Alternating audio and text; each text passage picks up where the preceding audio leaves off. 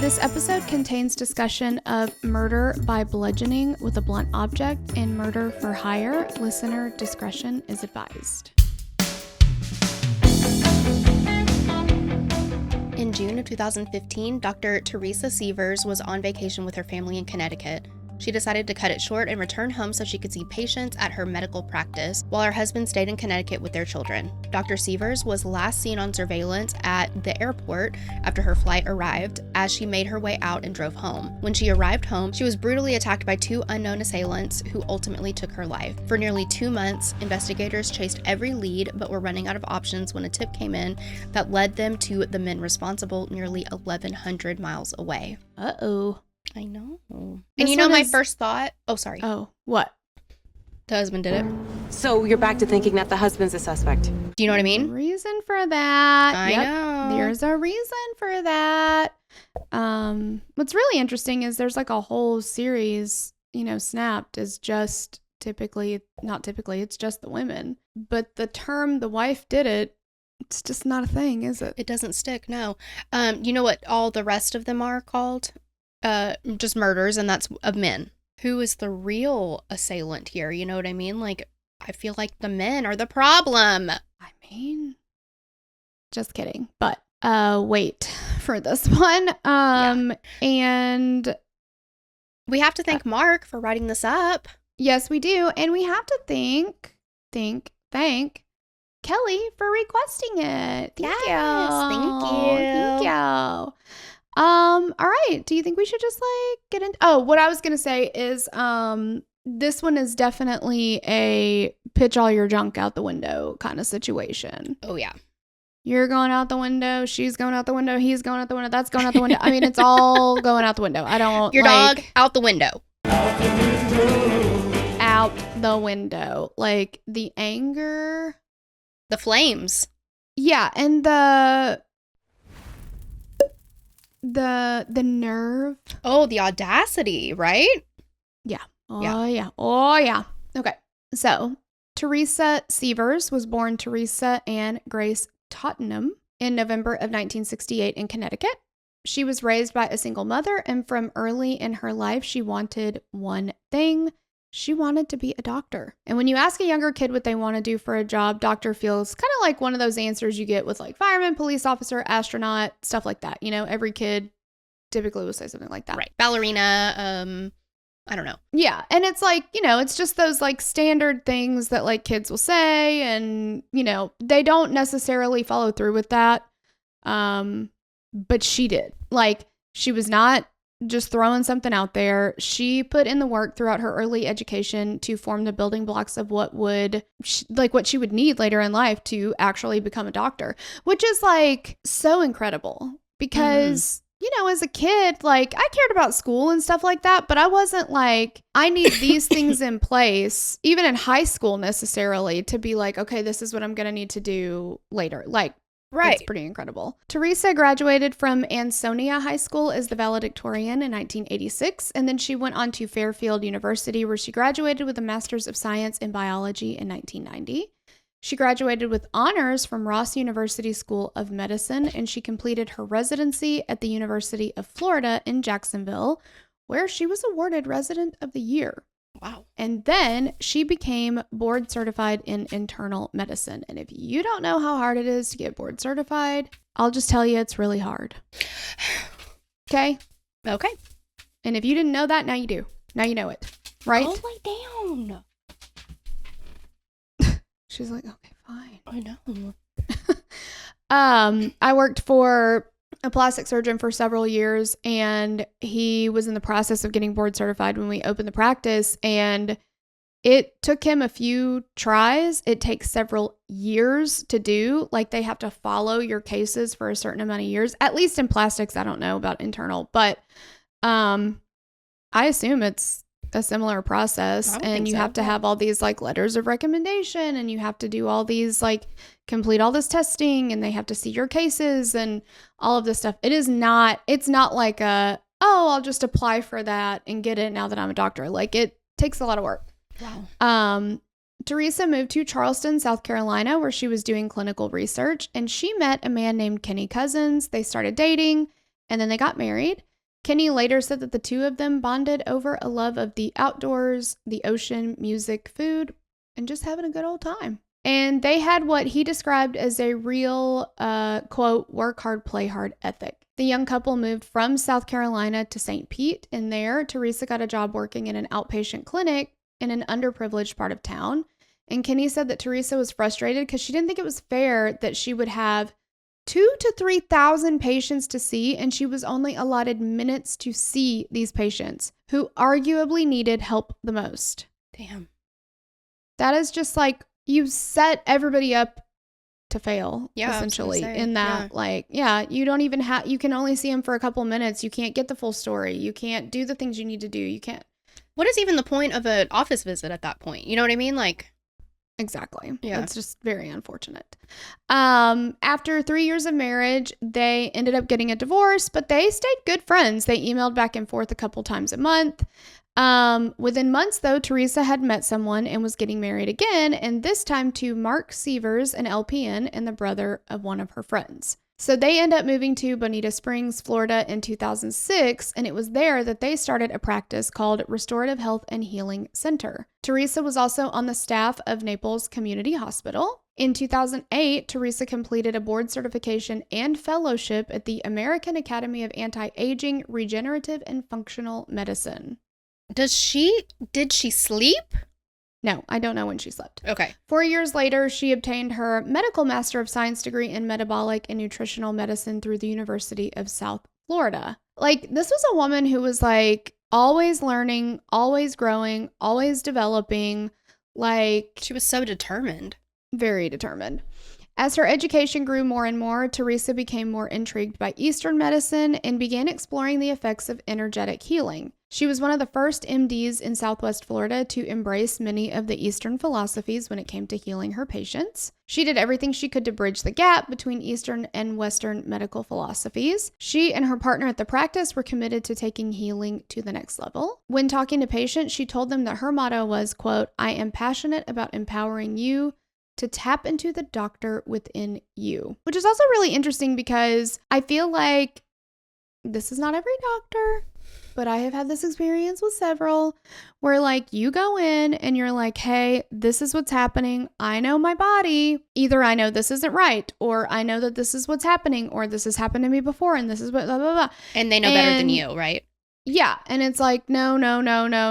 And then, sometimes you end up being right, you know? But like, I get it. They've got the training. I'm not walking in there being like, I'm smarter than a doctor or anything. And I'm sure everybody's had an experience like that where it's like, you know that there's something going on and either that's not how it typically presents or whatever. So like having that motto of like, you're going to tap into the doctor within you. It's like, because you know your own body best. Like 100%. Yeah. there's value to that. And not everybody is in touch with their body as other people, but you know, I don't know. But not every doctor is as open-minded about that kind of stuff, you know, like Right. or willing to understand where someone is coming from. Yeah. And open to listening to like what they have to say. Yeah. One of her patients, Marion, recalled that Teresa was, quote, a tiny thing and just as cute as a bug's ear. She was uplifting, positive, full of energy, a dynamo in a tiny package. Oh. And she said that because Teresa was 4'11". Oh. So you could put she her in your was pocket. small. I know. She was so little. But people called her the Oprah Winfrey of Florida. She was that popular among her patients, which is also a hard thing to do. Like, Good for her. yeah. Marian also talked about going to see Teresa at her office, saying, quote, it was a calling she had and she fulfilled it in an exceptional way. It was not a 15-minute visit. It was an hour-and-a-half visit. I'm grateful that I got that in this lifetime. That's how rare she is. Which, like, for real. Well, and that really goes to show how much she probably hated those like 2 to 3 minute appointments, right? Because she wanted to spend time. Exactly. Yeah. And that's not to say that everything was sunshine and rainbows. Obviously, Teresa wasn't the type of doctor who was going to let her patients off the hook if she felt like they weren't living up to their end of the deal. People who worked at the clinic recalled several times when they would hear Teresa with patients yelling at them, trying to get her point across. She felt like if she was putting all of herself into trying to heal someone, that they needed to do the same. And her attitude about this did rub people the wrong way. There are going to be people who are not going to like that. They felt like at times she could be very lacking when it came to bedside manner. So it does seem like the way Marion talked about her, there were plenty of patients who I think felt she had that, and maybe those are the more compliant patients. Sure. You know? Yeah. And if you're not complying with her recommendations, then she's got a strong personality. I mean, she's not afraid to tell you what she thinks. Right. But according to many people in Teresa's life, she felt like things were perfect. She was happily married. They had 2 beautiful children. Things at work were great. In fact, not long before her death, she was profiled in a local women's magazine for her career and her charity work. So she's like, wow. I mean, this is like her definition of success right here. Uh-huh. Yeah, definitely. She's there. Absolutely. So now we're going to jump to June 29th, 2015. And on that morning, a call was placed to 911 from a friend of the Sievers. And we're going to listen to that call now. 911, what is your emergency? I'm at a friend's house. He's out of town, and I came here to check on his wife, and she's dead on the floor. Tell me exactly what happened. My friend, Teresa Sievers, she's a doctor. I'm a doctor. She came home last night. Her husband is in Connecticut, and she was supposed to go to work. At 9 o'clock, she called me, and I was on my way into work, so I swung by, and she's dead on the floor. And there's a hammer at the side, and she's bashed in the back of the head. Okay, sir, are you inside the residence then? No, I'm not. I'm standing in the driveway. Okay, and then when you walked inside the house, you said the blood was dry, or what did you say? Yeah, half the blood is dry, half is wet. And she's cold. She's dead cold.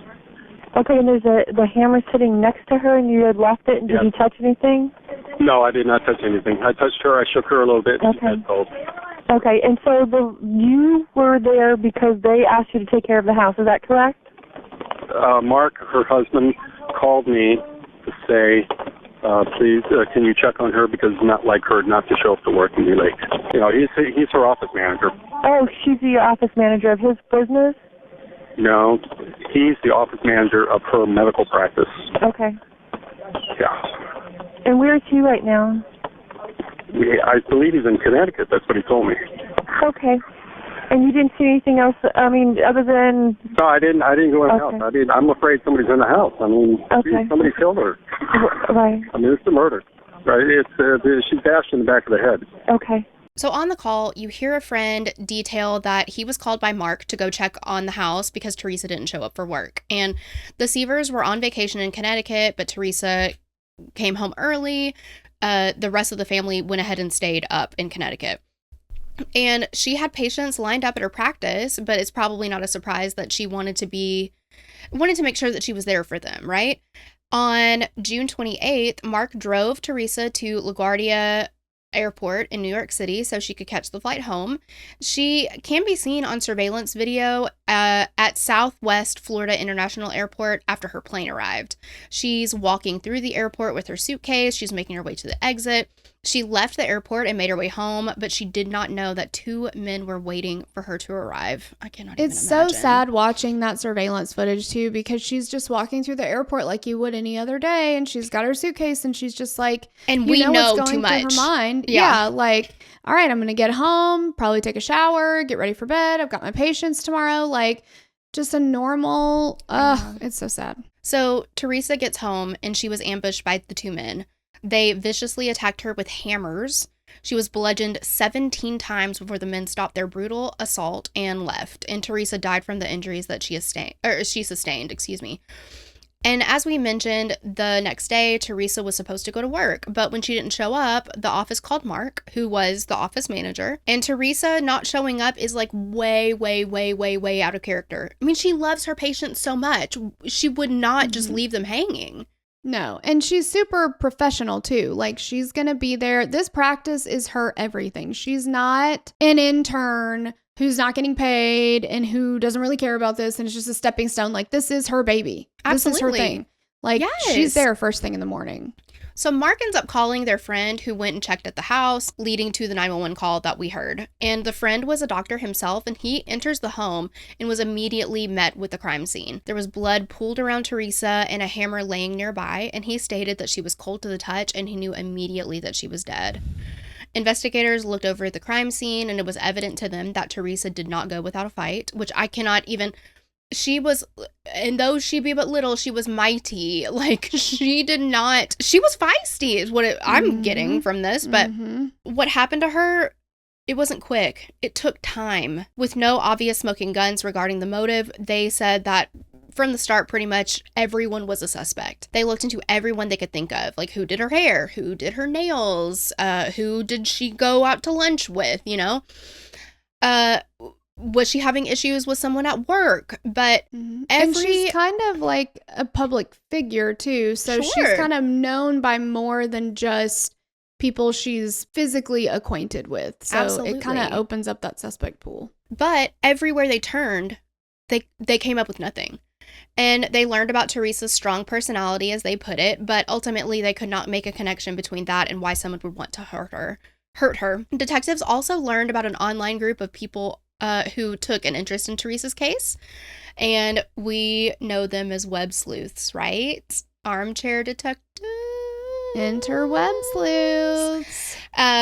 This is an internet community that is focused on crime and missing persons, and they've been involved in different cases before and have done some really good work on occasion. And in 2014, Carl Kopelman, a member of Web Sleuths, believed that he had identified a match between a new image of Tammy Alexander, long missing from Hernando County, Florida, and a forensic portrait of a young identified homicide victim known as the Caledonia Jane Doe, found in Livingston County, New York in 1979. He notified both the sheriff's offices and the NamUs? NamUs. Database administrators, and with this lead, police were able to make an DNA match between the victim and her half-sister, confirming her in January of 2015 as Alexander more than 35 years after her death. Web sleuths, it is incredible. And see, that's the thing too, like, as much as I don't love an unsolved mystery, you don't know who is going to know something, and for this person to be like, hey, that looks like so-and-so or whatever, you know? It's just amazing. Yep. I mean, these are people that are just on their own time are combing through the NamUs database. They're combing through the Charlie Project. They're combing through missing persons stuff and just... Well, and it reminds me so much of Don't F with Cats, right? Like, Yep. Those people that were like, that vacuum looks exactly like... What? It's wild. I mean, yeah, it's incredible. Web sleuths had been looking into mysterious deaths of doctors who were also practitioners of holistic medicine, and there were a couple that were spread across 2 to 3 states. The theory on web sleuths was that these doctors were all murdered because of their work and discoveries they might have made regarding holistic healing versus traditional healing. And because, as we know, for many pharmaceutical companies, the money is in the treatment, not the cure. The detectives investigated this angle, but because at this point they really didn't have any leads or anything like that. But by July 1st, Mark had returned to Florida and the police questioned him. And as we know, anytime there is a murder, the spouse is brought in. Even if they were thousands of miles away, like what happened with Mark and when he was in Connecticut. And so Mark had an airtight alibi that was corroborated by people in Connecticut. While talking to detectives, Mark broke down several times and expressed how he blamed himself. He was like, oh, if I was just there, I could have saved her. I can't believe... What? Yeah, sorry. And he kept, why is this happening? Why did this happen? Like, yeah. And here's the thing. I know that you cannot judge someone's reaction or lack thereof or whatever, but it felt very put on to me. Just a little too much. Because it was very like, why? Like, yeah, I don't know. And again, I don't know what I would do in that situation, but it felt disingenuous. We know too much, yeah. Exactly. So all the detectives said the same thing about Mark and Teresa. Mark was her rock, she was his. They spoke with Mark for a while, asking about if there were any like infidelities in the marriage, and Mark was like, no, we've been faithful to each other. They questioned him as to whether he knew of anyone that might have an unhealthy obsession with Teresa, with him, with their kids. And he said that he could not think of anyone that might have had a motive in this murder. And at points, they left Mark alone, and he can be seen talking to himself and going through sudden bursts of emotion. Eventually, they let Mark leave because he had to plan Teresa's funeral and be with his family, and the funeral came and went. And at the funeral, Mark wore a gun because he said that he was nervous that someone might show up and try to hurt someone because Teresa's killer had not been caught yet. Yeah, like, was it somebody who was, like, targeting their family and wasn't done with them because she was the only one home or something? Yeah, I know too much. Family said that it seemed like Mark was in a, quote, protective mode, and he was always keeping aware of his surroundings and seemed on edge. Detectives kept coming up empty. They could not figure out who could have been responsible for this, but there were some signs of a forced entry at the home, possibly pry marks on the door, but they couldn't find any kind of motive. They thought that maybe Teresa walked in on a robbery in progress, but that quickly went out the window because Mark had an extensive gun collection that was left untouched, as well as $40,000 in cash inside of their house. It was like someone was literally just waiting to kill her. And the family did have an alarm system at their home, but it wasn't active the day that she was killed. While they were out of town, they asked Mark's mom to swing by and, just check up on the house, take the pets out when she could. And the day that she was murdered, Mark's mom was having a really hard time getting the system to activate. And so Mark was like, look, don't worry about it. Don't put it on. Everything is fine. And she had extreme guilt over what ended up happening to Teresa. It's so awful, too, because, again, we know too much. But, Yeah. His mom is sitting there being like, I didn't set the alarm. I couldn't get it to work. And she was murdered viciously. That same fucking day. Beaten to death with claw hammers. Mm-hmm. Ugh. And he's just like, oh, Mom, you couldn't have known. It's not your fault. Mm-hmm. Like, I don't know. It's just awful. So, for a period of time, there was basically no movement in the case. The detectives were in that pattern that we've seen time and time again. Find a lead, investigate it. Turns out to be nothing. Rinse and repeat. Rinse. Yes. Is that a Pennsylvania thing, guys? Because the doctor I used to work for, that's how he said it. Rinse, he'd say. Rinse it out. Rinse. There's no Z in that word. Yeah. So then they get a phone call. And it had been about 2 weeks since Teresa was killed, and the voice on the other end mentioned a man named Curtis Wayne Wright Jr. Wright was a multiple-time felon, and as detectives dug more into his life, that led to one of his friends, Jimmy Ray Rogers, who he had met in jail while they were each serving out their sentences same time. Interesting side note. Jimmy Ray Rogers, his nickname was the Hammer. Do you think that he gave himself the nickname the Hammer? Unfortunately, yes. Yeah, I think so. Unfortunately, he did do that. I also want to point out, if you watch anything on this case, why is everybody a bald man with facial hair? I know. And glasses? Uh-huh. Like, yeah. Literally everyone. Yeah. Like, Teresa was bald with glasses. You know what I mean? Like, it's something that is going to be used by the defense in such a ridiculous way.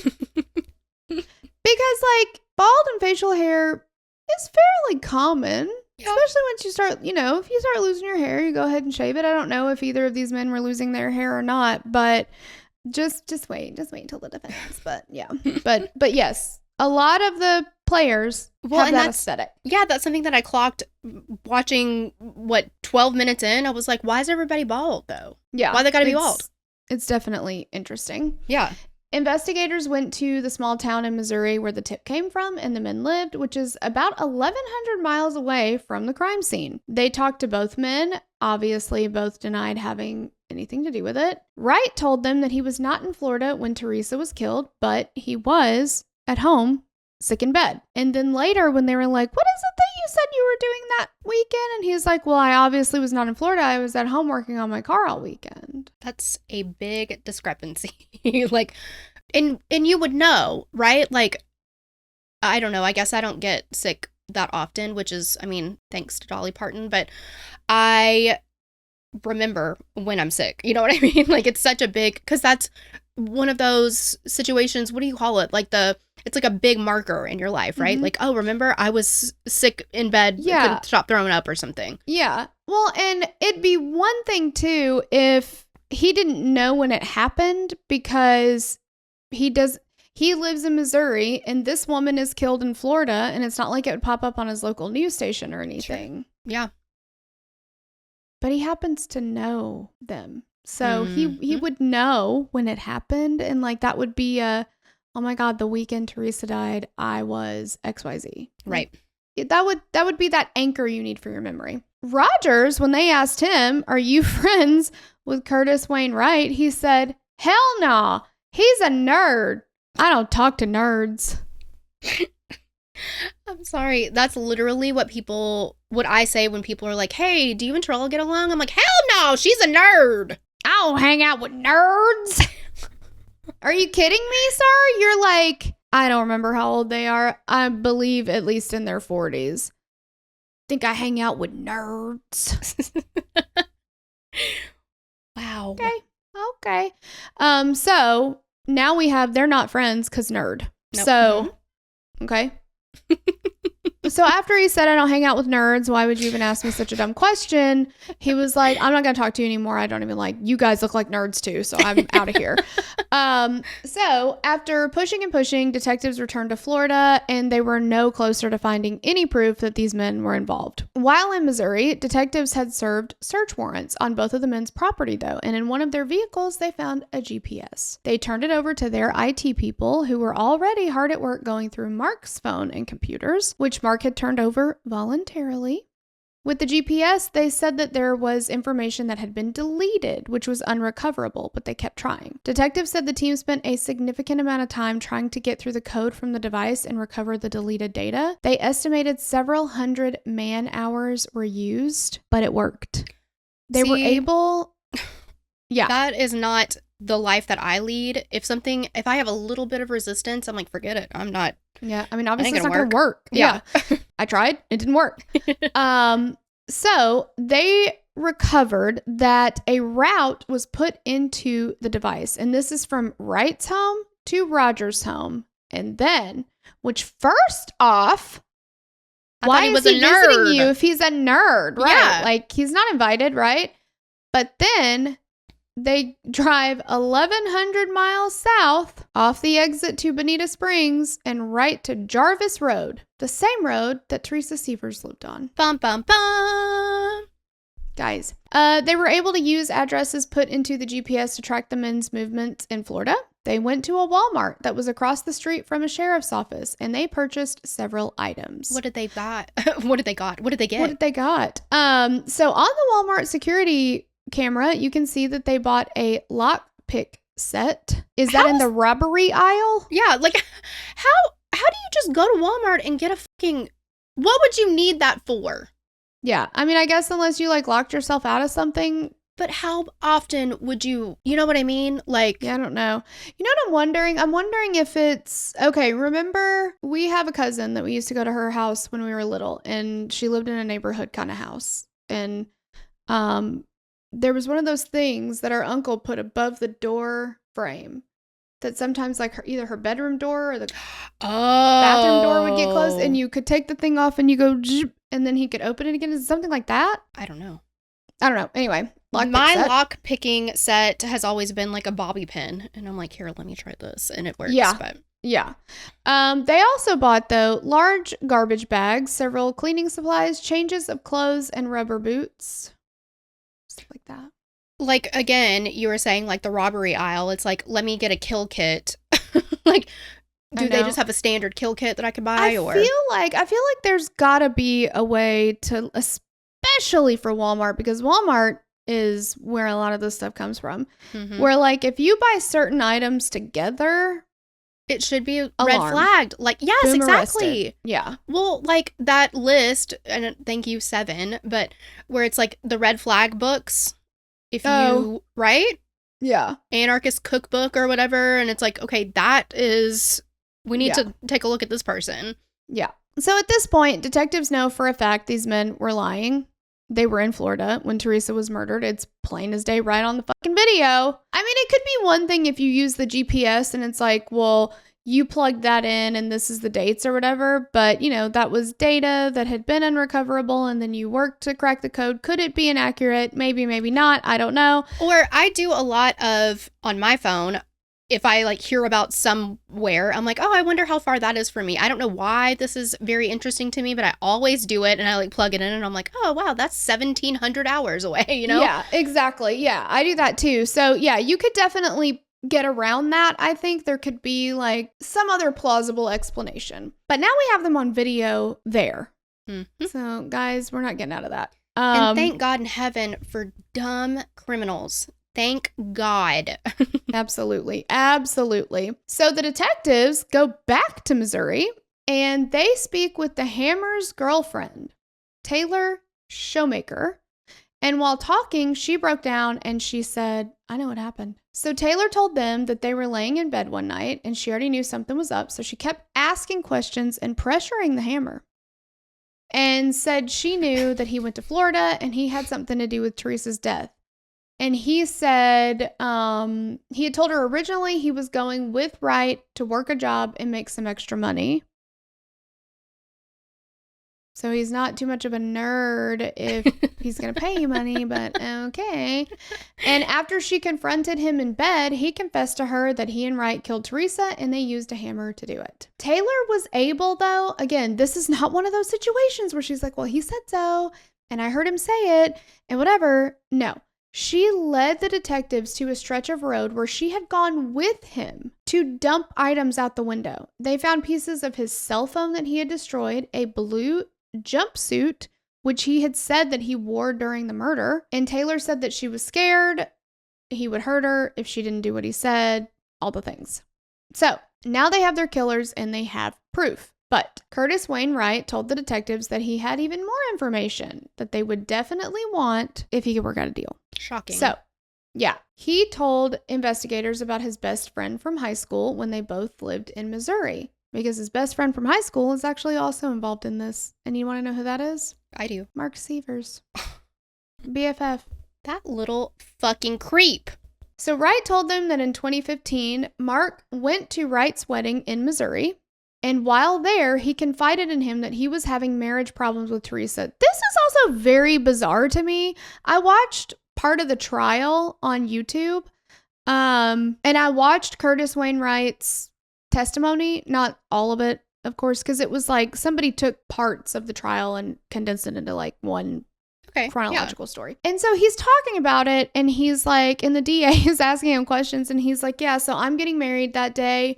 We're getting ready. We're getting ready to go get married. Like, we're putting on our tuxes. We're putting on our suits or whatever. And Mark Sievers is like, Teresa's cheating on me. She's been cheating on me a long ass time. She's going to take the kids from me. I don't know what to do. Out of nowhere. Yeah. And he's like, okay, this is my wedding day. So can we not right this second? Like, that feels, because the DA was like, so on your wedding day, when you're getting ready to literally walk out and get married, he is unloading on you that his wife is cheating on him and all this stuff. And he's like, yeah. And I guess he had kind of like mentioned it here and there a couple times before that. And then he like really laid it on thick there. And so Curtis says, we went back and forth with, I was like, could you guys go to therapy? Could you work it out? Could you, do this or that or whatever? And he's like, no. And then he's like, okay, well, I mean, all right. So then you get a divorce if you can't work it out, like whatever. And he's like, no, financially, I can't do that.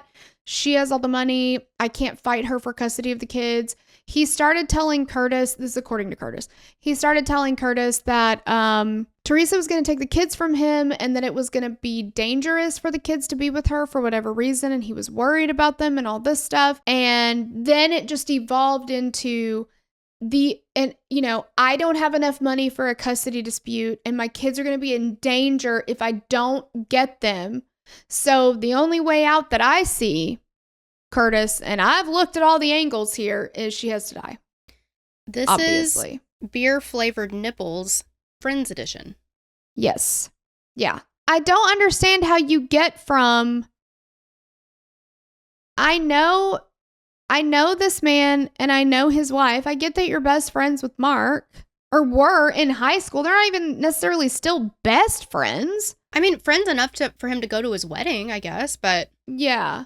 But like, and then he's like, yeah, I think my wife's cheating on me and she's going to take the kids. And you're like, I mean, you're right. She's got to die. I'll help you with that. Sure. Like, I know. Right? I know. And if we're being honest, and I hate to be this way, it's kind of ugly of me, but how did any of them find someone to date or marry them? I'm confused because I've got eyeballs. Everybody has, well, not everybody has eyeballs, but we do. And yes. Yeah. I just don't know. I just do not know. That was something that's just been rolling around in my noggin. I'm like, how? How? Exactly. How? So Mark says, here's the thing. There's a lot of life insurance on Teresa. So I'll pay you some money once she's dead and I get the payout or whatever. And Curtis says, great. Say less. Cool. So detectives actually learned that there were 5 different life insurance policies that were taken out on Teresa, totaling over $4.4 million. That's a lot of money. $1 million. Yeah. And the detective on the stand said that I guess there's like software that he just plugged it into, and that's how he found all the different life insurance policies. Like, that wasn't information that Mark gave to him. He found that out. Wow. I didn't know that was even possible. That, yeah. So then Wright enlists Rogers without Mark's knowledge at this point. And Wright was actually known by many members of Mark's family, and again, even Teresa, because they'd been friends for so long. Wright was into technology, and he actually worked doing computer repair and things like that. So he's pretty savvy computer-wise. On many occasions, he'd gone to Teresa's practice and actually repaired computers in the office for her. I literally do not know how you can live with yourself doing something like that. Like, I have a hard time killing bugs sometimes because I'm like, that bug had a family. I know. And like, yeah, like yesterday we were outside and Jesse's like, kill the spider. And I'm like, but he's not doing anything to me. I don't trust him either, but we're in his living room, It's like, I don't know. Yeah, it's terrible. So Wright said the two of them rented a car and they used the GPS to go to the Wright home around 6 a.m. on June 28th. They went into the home. They disabled the security system. And Mark's poor mother blames herself. Meanwhile, Yep. She's trying to set that alarm, and she's like, oh my gosh, it won't set. And he's like, you know what, Mom, just don't worry about it. Knowing full well that they had gone in and done that on purpose so that the fucking system wouldn't work so they could get back in the house. It's just terrible. Then, they disable the security system. They go to the Walmart. Then they go hang out at the beach because, I mean, they're here. Why not, right? Well, yeah. You can't go to Florida and not go to the beach.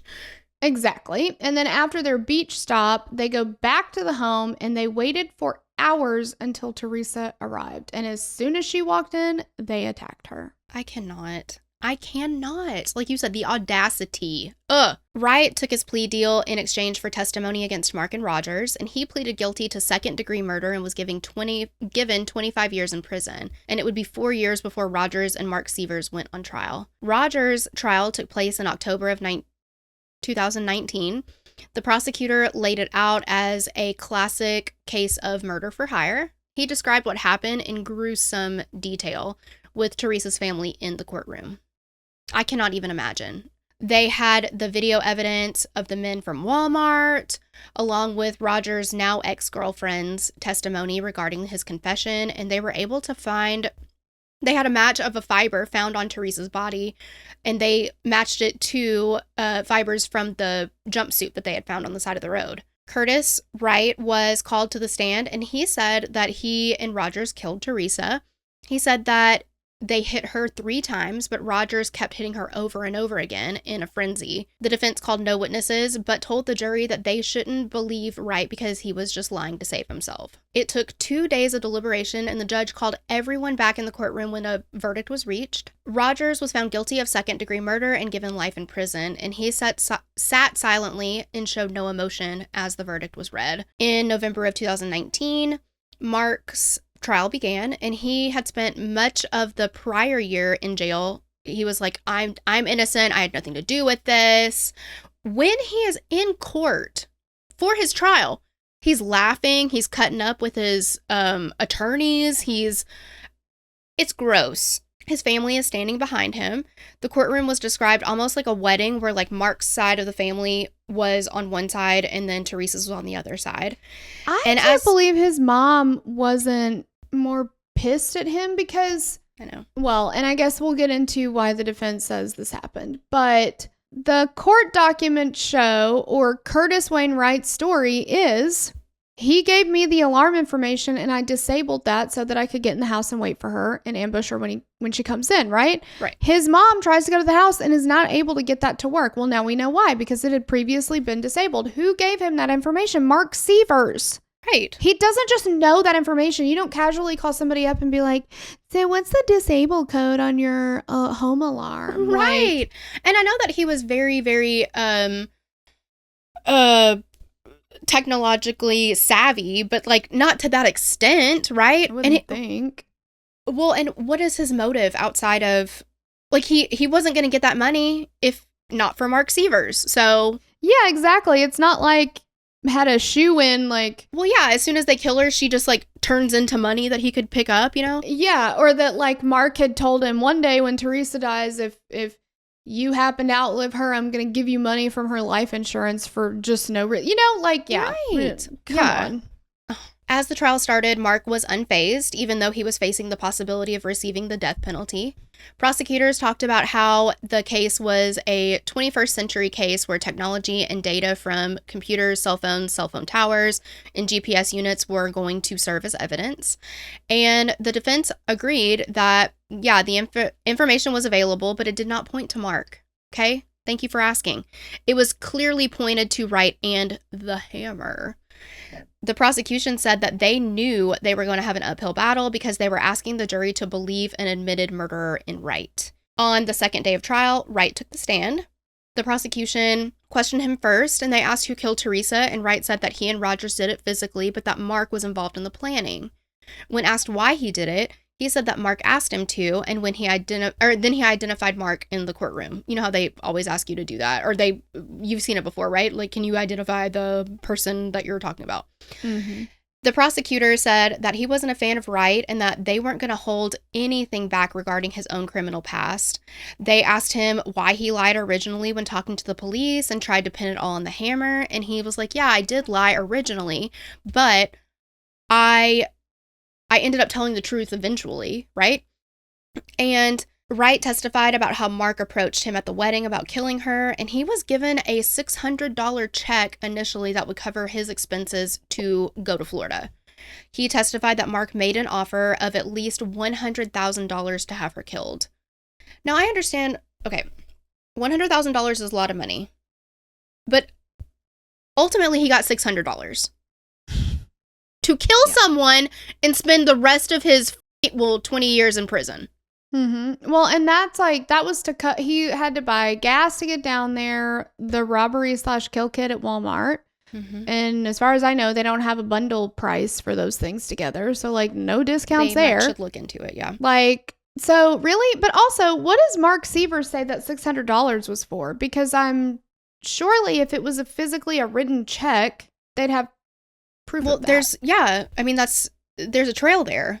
Yeah. Is that you don't give somebody gift? Well, I was going to say, you don't give somebody $600 for their wedding. Like, that's outrageous. Yeah. Okay, so on day 3, Mark's lawyer was cross-examining Wright, and things got pretty weird. Here's where we're talking about everybody and their mama has a bald head, glasses, and facial hair. Wright and Mark look so similar, it's not even funny. So similar. And people said Wright did much more in this aspect. Like, he looked more like Mark than vice versa. And so Mark started to lose his hair. Wright started shaving his head completely as well. On day 3, Mark's lawyers tried to present that Wright was actually gay and in love with Mark, and that he wanted a sexual relationship with him. Do what? Which Mark says, like, Mark is in on this, right? But remember when the police ask him, is there anybody you can think of that has an unhealthy obsession with you or Teresa or your family or anything? No. Can't think of anybody. Well, because, first of all, because it's not happening, but also if he did, so if this really was happening and he'd said that, then that would have put them onto Curtis Wainwright. And for until that, they have no reason to talk to this man, right? Right. So, like, again, if that was happening, why would you not have said that except to keep him away from this investigation? Mm-hmm. And why would you want to do that if it's possible that he had something to do with it, but you had nothing to do with his involvement? Right. Exactly. Mark's lawyers later said that it was a tough one to have to move on because there was definitely something there. I don't really know what that means, but they described it as some air of possessiveness or intimacy. And if Wright couldn't have Mark, then no one could have Mark. This is just really interesting because one of the things that I think sealed the deal for the jury is Mark was very careful not to use his own cell phone to contact Curtis Wainwright. And again, he didn't know the hammer. He didn't know the hammer from a hoe. You know what I'm saying? Like, or a rake or whatever. Sure. He communicated with Curtis, but they used burner phones for that. And so what they would do is they would be texting about whatever, like that. Yeah. And then when it would need to move to the burner phone because they didn't want to get caught, they would type other. Yeah. Smooth. And also, you're so vain. I bet you think this whole thing is about you. Like, seriously? Like, sorry, dude. From what I understand, Curtis Wainwright has never made a move on Mark. Mark has never said that to anybody before that. There's no basis for any of that. No. It's just, and for him to apparently be so obsessed with him that if I can't have him, no one can, but I'm going to become him. Like, this is very single white female of him. I don't know. It's weird. It doesn't make any sense. No, it doesn't make any sense. So Mark's lawyers went on to say that they felt like Wright seeing Mark at the wedding was the final straw that pushed him over the edge of jealousy. And he was jealous of Mark's beautiful doctor wife, his daughters, his beautiful family and life. And he was like, just could not handle it anymore. And he just snapped. And that caused him to kill Teresa. As Wright's testimony continued, Mark's he's just glowing and having the best time of his fucking life, but that changed to tears and grief. During closing statements, the defense laid it out simply that this was a murder of hate and rage and not a murder for hire. He asked the jury if they trusted the multiple felon and admitted murderer, Curtis Wainwright. The case then goes over to the jury. They deliberated for 4 hours, which is 4 hours. Very quick. Mark Sievers was found guilty of first-degree murder and conspiracy to commit murder. Next was the question of punishment, and the prosecution asked for the death penalty. Teresa's mother gave a victim impact statement and talked about Teresa's daughter missing everything they will go through growing up.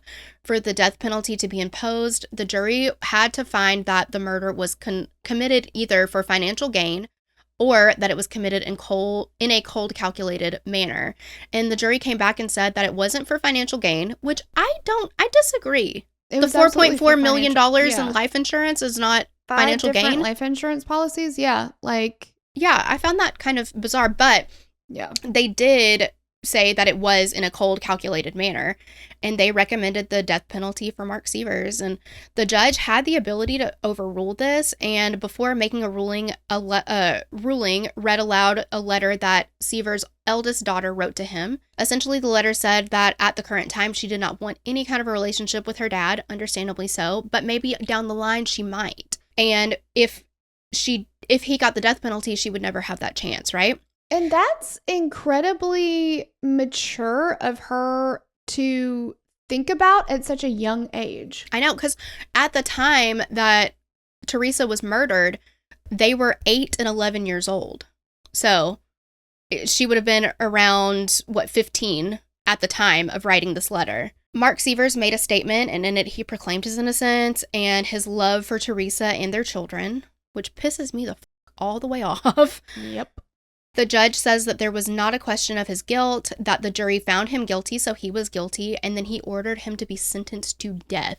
I was shocked by this. I was too. I honestly thought the judge was going to be like, okay, I'll do life. Yeah. Nope. Death. Mark Sievers remains on death row at Union Correctional Facility in Railford, Florida. He has appealed the guilty verdict and death sentence, but both have been denied. And Teresa's mother was given custody of their daughters in May of I don't know why I want to keep saying 19, May of 2016. You're like living in the late 1900s. I wish. My God. That's true. But that is the case. That's it, guys. Yeah. Can you even? I can't. And I don't. Mark Sievers. Yeah. And I don't know. I mean, I think that they were having some marital issues. There was talk that she was maybe going to leave him. I mean, again, what is the most dangerous time in a woman's or a spouse, let's say a partner's life, right? Yeah. Is when they're trying to leave. Mm-hmm.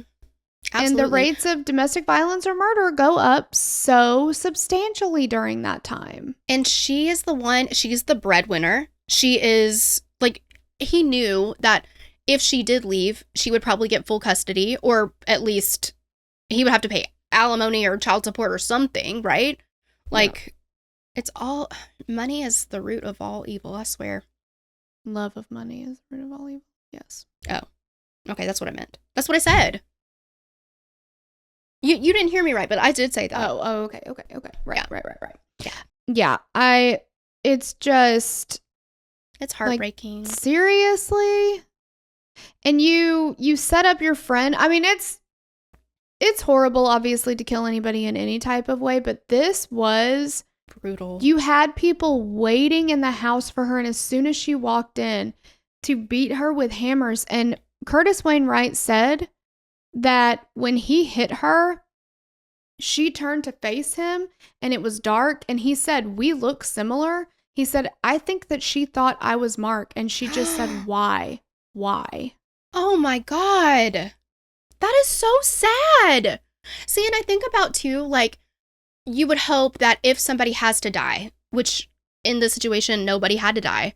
But if they do, that it would be quick, that they would not feel any pain, that they would not be scared. But you know, she was so scared. You know she was. Yeah. And then the other guy decided to... The Curtis hammer. says, that he hit her a couple times. And then Jimmy, the hammer, Tudesky, went fucking wild on her. Yeah. And he wouldn't stop. And he was like, dude, stop. And like, I don't know, whatever. Just...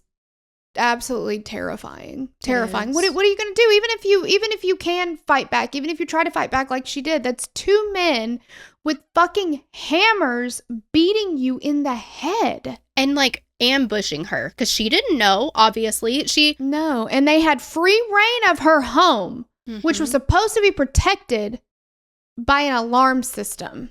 For hours. They were and that's the thing too. I mean, we talk about it all the time, but like, how many opportunities you could have stopped there, you could have turned around, you could have gone home, you could have... My God. I sat there for hours. Hours knowing what they were going to do. Jimmy, I don't expect him to have any kind of a conscience. He didn't know her. We're talking about the hammer. Have any kind of conscience. Yes. Okay. Yeah, the hammer. But Curtis, you've met this woman. You've worked on her computers for her practice because you're friends with her husband. Like, yes. You know her children. You know what her children are going to go through after this. Absolutely. 100%. And I mean, I don't know how soon after, but like, you just got married. You have your whole life ahead of you. Come on. Yeah. And that's the thing. I mean, how many lives have been lost? You know what I mean? Like, we've got 3 people in prison and then Teresa gone. Those kids. Oh my God. Life sentence for them. Yep, absolutely. awful. It is just so terrible. that's the case. Let us know what you guys think. Absolutely. But thank you guys so much for hanging out with us. We love you, and we will catch you the next episode. Bye. Bye.